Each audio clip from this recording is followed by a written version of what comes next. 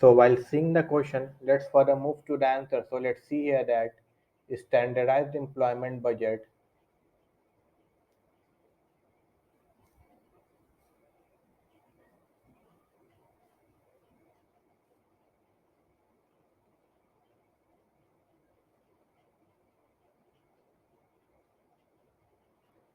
can be considered as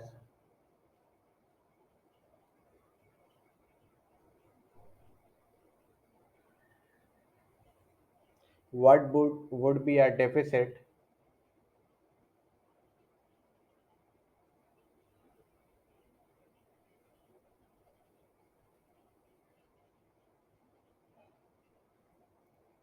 or a surplus in the budget